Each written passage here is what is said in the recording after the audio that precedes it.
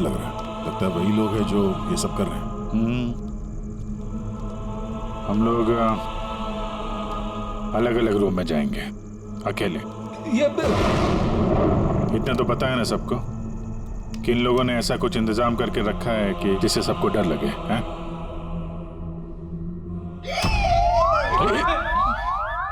Pankaj, be very careful, है ना? इस हवेली में 2 लोगों की मौत हो चुकी है, कुछ भी हो सकता है कभी भी, इसलिए चौकन्ने रहना, ठीक है? हाँ सर। हर चीज को ध्यान से देखना है, ठीक है? Be alert.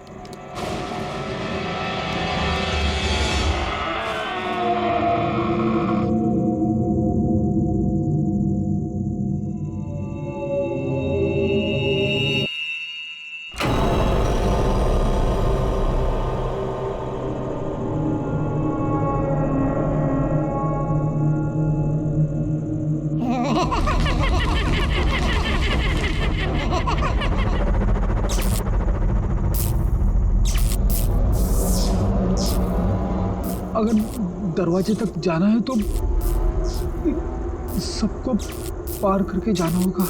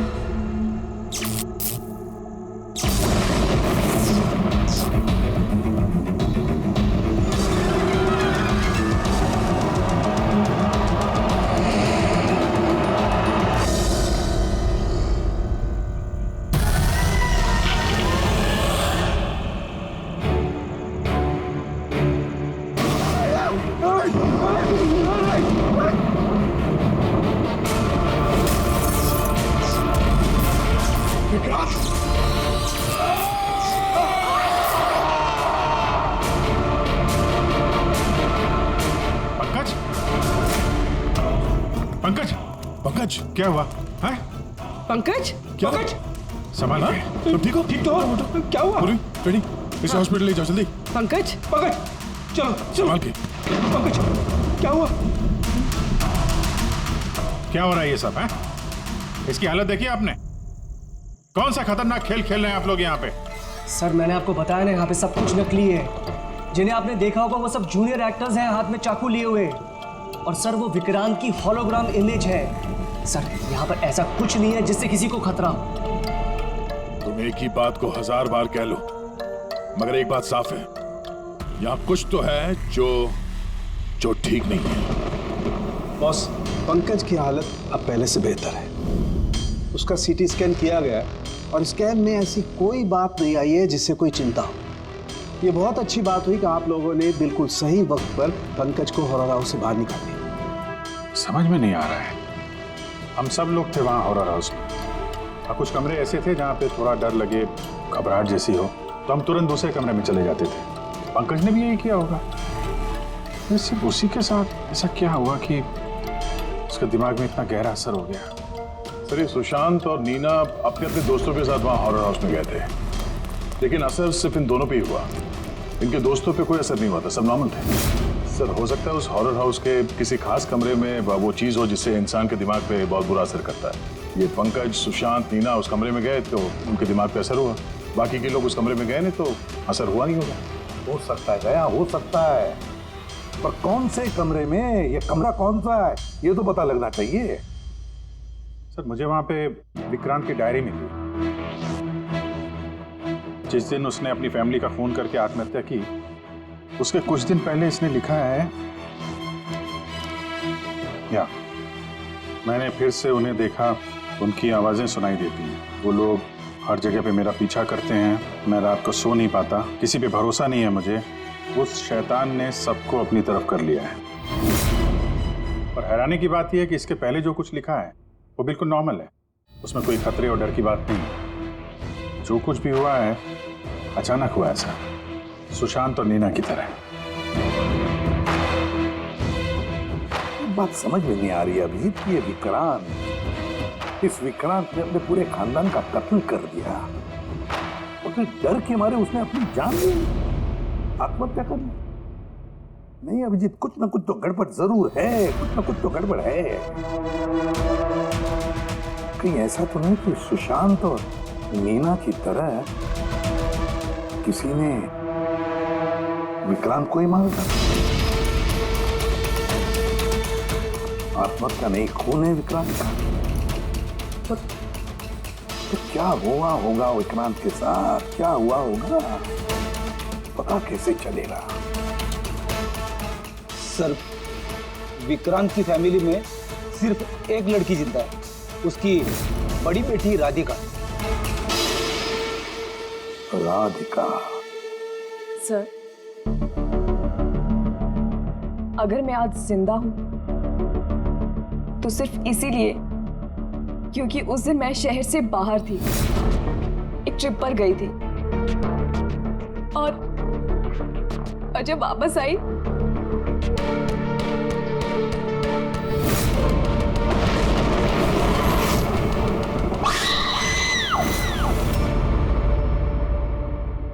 उनकी डायरी पढ़ी थी हमने, उससे पता चला कि 10 सितंबर से पहले वो बिल्कुल नॉर्मल थे। उसके बाद से उन्हें किसी से डर लगने लगा, अपनी जान खतरे में महसूस होने लगी। 10 सितंबर। सर, 10 सितंबर को तो हमने डैड का 50th बर्थडे सेलिब्रेट किया था। सब लोग आए थे, फैमिली, फ्रेंड्स, और सर डैड तो बहुत ज्यादा खुश थे। सर, पर डैड के बर्थडे के बाद ही उनका बिहेवियर चेंज हुआ था। अभिजीत, मतलब विक्रांत के साथ जो कुछ भी हुआ है उस बर्थडे पार्टी में ही हुआ है, पर क्या ऐसा क्या हुआ जिसकी वजह से विक्रांत परेशान हो गया, डिस्टर्ब हो गया? क्या हो सकता है? राधिका, आप बता सकती हैं उस दिन बर्थडे में कौन कौन आया था? उस दिन था, लेकिन लेट नाइट को उसका किसी के साथ तो झगड़ा हुआ। मैंने दूर से देखा था, बहुत जोर जोर से बहस हो रही थी। किसके साथ? अजय, विक्रांत का बेस्ट फ्रेंड। विक्रांत के साथ? साहब, बहुत बड़ी गलती कर दी मेरे माँ बाप ने। अपनी बेटी की शादी विक्रांत से करवा के।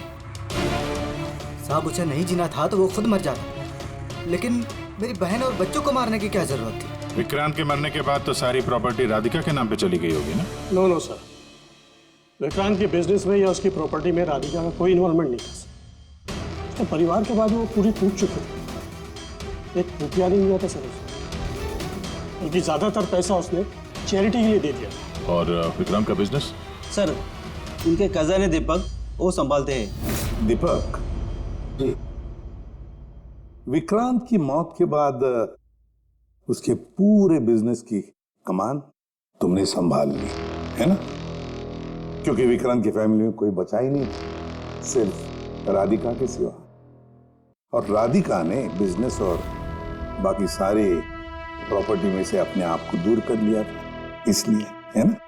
जी, सभी को मालूम है कि विक्रांत मेरा कजिन था और किसी को तो जिम्मेदारी लेनी ही थी, लेकिन ये सब आप मुझसे क्यों पूछ रहे हैं? देखिए, विक्रांत और उसकी फैमिली के साथ जो भी हुआ उसका अफसोस सबको है। वो एक हादसा था, साजिश नहीं। आप लोगों को लगता है कि विक्रांत ने आत्महत्या नहीं की, मर्डर किया है किसी ने उसका। मैंने मारा है उसे और सुपारी देकर ये काम मैंने करवाया है। सर वो मेरा बहुत जिगरी यार था, जिगरी। हम दोनों के बीच में बिल्कुल एकदम भाइयों जैसा प्यार था सर। तो हमें तो पता चला है कि काफी समय से तुम दोनों की दोस्ती में काफी दरार पड़ गई। दरार नहीं सर, सर वो क्या है ना कि फ्रेंडशिप के बीच में जो तकरार होती है और प्रॉब्लम्स होती है, बस वैसे ही कुछ हुआ था। लेकिन सर बाद में हमने पैचअप कर लिया था। सर मेरी बात जरा गौर से सुनिए कि अगर हम दोनों के बीच में दोस्ती नहीं होती तो क्या वो मुझे पार्टी में इनवाइट करता? राइट। और उसी पार्टी में तुम्हारा जबरदस्त झगड़ा भी हुआ था विक्रांत के साथ। झगड़ा? हमारे पास एक गवाह है। नहीं सर, नहीं, झगड़ा नहीं हुआ था। वो क्या था कि 3-4 पैक अंदर जाने के बाद बस हम दोनों हाइपर हो गए थे और उसके बाद हम दोनों में बहसाबाजी शुरू हो गई थी। That's it. हद करते हैं मैम आप लोग। पूरी दुनिया जानती है कि विक्रांत ने अपनी फैमिली का मर्डर करके खुद सुसाइड कर लिया। हो सकता है उसकी कोई बहुत बड़ी प्रॉब्लम हो, पुलिस ने भी ये केस क्लोज कर दिया है, तो आप फिर क्यों 2 साल बाद मुझे इस केस में फंसाना चाहती हैं? I mean, मैं ऐसा क्यों करूंगी? देखिए, हमें तो बस इतना पता चला है कि विक्रांत की कंपनी में बरसों काम करने के बाद भी आपको प्रमोशन नहीं मिला। इनफैक्ट विक्रांत तो आपको नौकरी से निकालना चाहते थे और फिर अचानक विक्रांत की मौत के बाद आपकी फाइनेंशियल कंडीशन काफी बेहतर हो गई। हाँ तो मतलब आप ये कहना चाहती हैं कि मैंने विक्रांत का खून करके उसकी पूरी प्रॉपर्टी पर कब्जा कर लिया? Is that you want to say? आप लोगों को लगता है कि मैंने विक्रांत को उकसाया कि अपनी फैमिली को मारकर खुदकुशी कर ले। इस बात का आपके पास कोई सबूत है, कोई गवाह है? दीपक, विक्रांत के 50वें सालगिरह की पार्टी में तुम तो गए थे, है ना? गिफ्ट भी लेकर गए होंगे। अब 50वां बर्थडे जो था, क्या लेकर गए थे, जरा बताओ तो। अजी, 2 साल में मैंने कई लोगों को अलग अलग गिफ्ट दिए हैं। कैसे बता पाऊंगा कि विक्रांत को क्या दिया था? मुझे कुछ ठीक से याद नहीं आ रहा। आई थिंक सिर्फ कार्ड ही दिया था। लेकिन सर ये अचानक बीच में गिफ्ट की बात कहाँ से आ गई? और मुझे नहीं याद कि मैंने उसे क्या गिफ्ट दिया था। ये 2 साल पहले की बात है मैम। और फिर किसी को कोई गिफ्ट देना कोई गुनाह थोड़ी है। जी, मैंने विक्रांत को उसके फेवरेट ऑथर की नई बुक गिफ्ट करी थी, लेकिन उसको किसने क्या गिफ्ट किया ये बता पाना मुश्किल है। आप जानना क्यों चाहते हैं?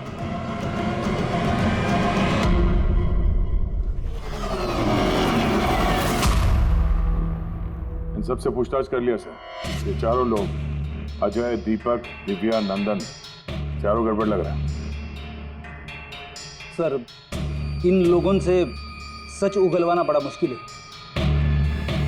हाँ सर, 2 साल हो गए इस बात को। कोई सबूत, गवाह मिलना थोड़ा मुश्किल है।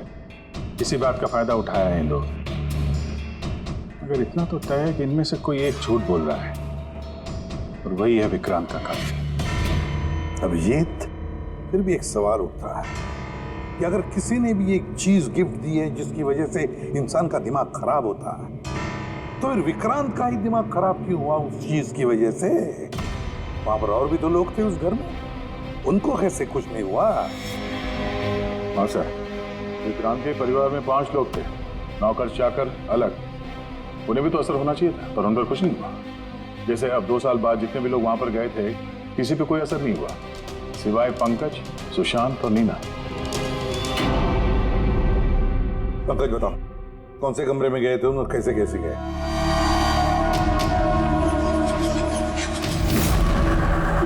ये कॉरिडोर था सर। मैं सीढ़ियों से नीचे आया सर, ये कॉरिडोर क्रॉस करके यहाँ हॉल में गया सर। हॉल में सर फिर वो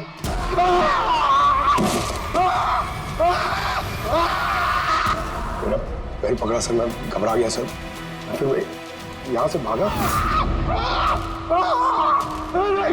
फिर इस कॉरिडोर में आया सर, और यहाँ पर कहीं पे शायद मुझे वो विक्रांत दिखा और सर मैं।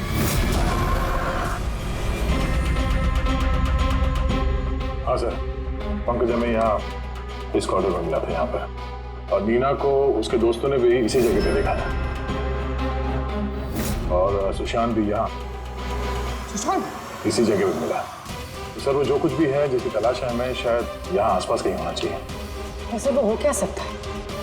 वहां पर तो एंटीक्स, पेंटिंग्स, न जाने क्या क्या था।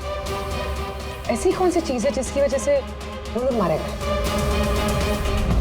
सर, विक्रांत की मौत 2 साल पहले हुई थी, और इन दोनों की मौत अभी अभी हुई है 2 साल बाद।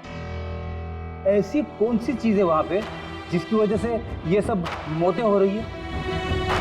तो क्या चीज है कातिल जानता है।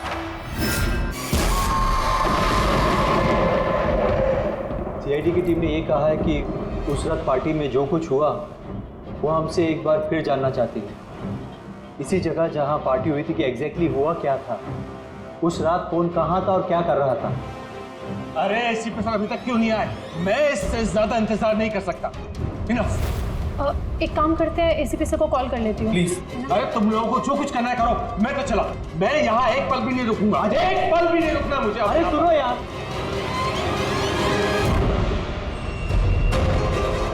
हेलो सर, मैं दिव्या। आपने हम सबको हॉरर हाउस में बुलाया था ना, हम लोग आ गए हैं। हाँ जी, मैं, नंदन, अजय और दीपक। क्या आपने बुलाया ही नहीं? ऐसी कोई बात ही नहीं हुई? Okay sir. क्या हुआ? एसीपी का कहना है कि उन्होंने हमें बुलाया ही नहीं। अरे ये हो क्या रहा है? पता नहीं, शायद किसी ने हमारे साथ मजाक किया है। चलो चलते हैं यहाँ से। चलो जल्दी चलो। कहाँ चलते हैं? ऊपर से बाहर जाने का कोई रास्ता नहीं है। अब क्या करेंगे हम? कैसे निकलेंगे यहाँ से बाहर हम? कोई दूसरा रास्ता तो होगा। हाँ ढूंढो, दूसरा रास्ता ढूंढो निकलने का बाहर। चलो चलो जल्दी करो, होना चाहिए कोई रास्ता। एक काम करो, तुम वहां देखो, मैं वहां दिखता हूँ। अरे कोई है? प्लीज दरवाजा खोलो।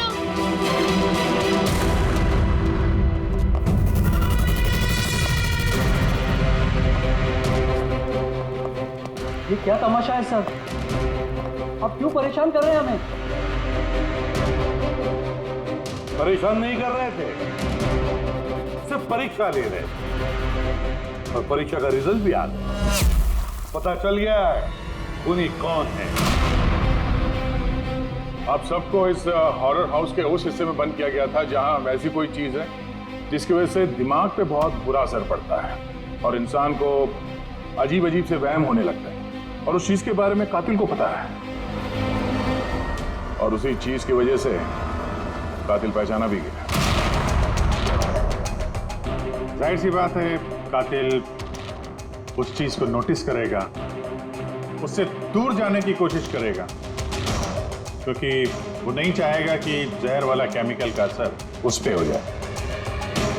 चारों तरफ दरवाजे बंद थे, वो भी यही फंसा था, इसलिए उसने उस चीज को छूने की गलती की। और इस कमरे में क्या क्या हुआ, सब कुछ सीसीटीवी कैमरा में कैद हुआ है।